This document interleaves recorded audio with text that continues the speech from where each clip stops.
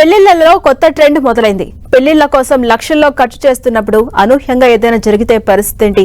Catering సంస్థ చివరి నిమిషంలో రాకపోతే, డెకరేషన్ కు భారీ నష్టం జరిగితే, భారీ వర్షం వల్ల అవుట్డోర్ ఫంక్షన్ ఆగిపోతే, ఇలాంటి అపారమైన ఆర్థిక ప్రమాదాల నుంచి రక్షణ కల్పించడానికి ఇప్పుడు భారతీయ కుటుంబాలు కొత్త మార్గాన్ని ఎంచుకుంటున్నాయి.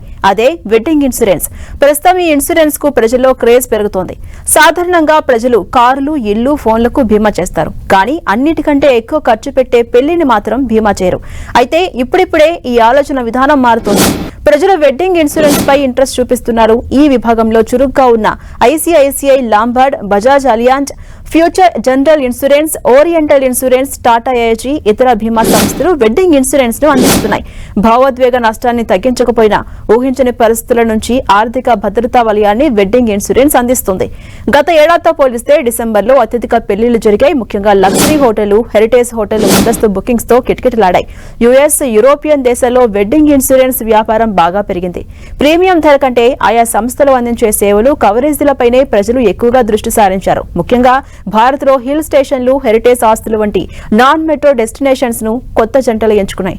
2024తో పోలిస్తే 2025లో వెడ్డింగ్ ఇన్సూరెన్స్ బిజినెస్ భారీగా పెరిగిందని, చాలా కుటుంబాలు 6 నుంచి 9 నెలల ముందుగానే తేదీలను ఫిక్స్ చేసుకుని వెడ్డింగ్ ఇన్సూరెన్స్ చేయించుకుంటున్నాయని ఇన్సూరెన్స్ సంస్థలు చెబుతున్నాయి.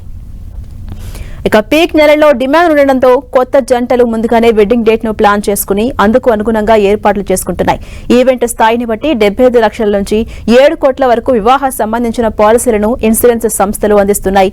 ప్రీమియం సాధారణంగా మొత్తం బడ్జెట్ పై 1% నుంచి 2% వరకు వసూలు చేస్తున్నాయి. పెళ్లికి ముందు, పెళ్లి రోజు, పెళ్లి తర్వాత కొద్ది రోజుల వరకు, అంటే దాదాపు 7 రోజుల వరకు ఈ కవరేజ్ ఉంటుంది. మొత్తం వివాహ బడ్జెట్ లో ప్రీమియం మొత్తం చాలా తక్కువగా ఉండడంతో ఎంతో మంది వెడ్డింగ్ ఇన్సూరెన్స్ కు మొగ్గు చూపిస్తున్నారు. ఇక భారత్ లో సగటు పెళ్లి ఖర్చు దాదాపు 28 లక్షల రూపాయలు. మధ్యతరగతి కుటుంబాల వార్షిక ఆదాయంతో పోలిస్తే ఇది ఎన్నో రెట్లు ఎక్కువ. వివాహాలకు నవంబర్ నుంచి ఫిబ్రవరి పీక్ టైమ్ గా చెప్పొచ్చు. ఈ నెలలో బీమా సంస్థలు స్థిరమైన ఎక్స్పోజర్స్ ను గుర్తిస్తాయి. వీటిలో బహిరంగ వేదికలను ప్రతికూల వాతావరణం ప్రభావితం చేయడం, చివరి నిమిషంలో రీషెడ్యూల్ చేయడం, పెద్ద అడ్వాన్స్ ను తిరిగి చెల్లించలేని పరిస్థితి ఉండడం, అతిథులు లేదా కుటుంబ సభ్యులకు ప్రమాదవశాత్తు గాయం, వేదిక దగ్గర ఆస్తి నష్టం, క్యాటరింగ్, ఫోటోగ్రాఫర్, డెకరేషన్ చేసే సంస్థలు చివరి నిమిషంలో సేవలు అందించకపోవడం, పెళ్లి వేదికల దగ్గర ఆభరణాల దొంగతనం, ఇతర వాటికి వెడ్డింగ్ ఇన్సూరెన్స్ కవర్ అందుతుంది. అయితే వధూవరులు చివరి నిమిషంలో పెళ్లి రద్దు చేసుకోవడం, వధూవరుల కిడ్నాప్ లేదా తప్పిపోవడం, నిర్లక్ష్యం వల్ల జరిగే నష్టాలను ఈ ఇన్సూరెన్స్ కవర్ చేయదు. మరోవైపు వెడ్డింగ్ ఇన్సూరెన్స్ ను ఆదరాబాదరుగా తీసుకోవద్దని ఎక్స్పర్ట్స్ చెబుతున్నారు.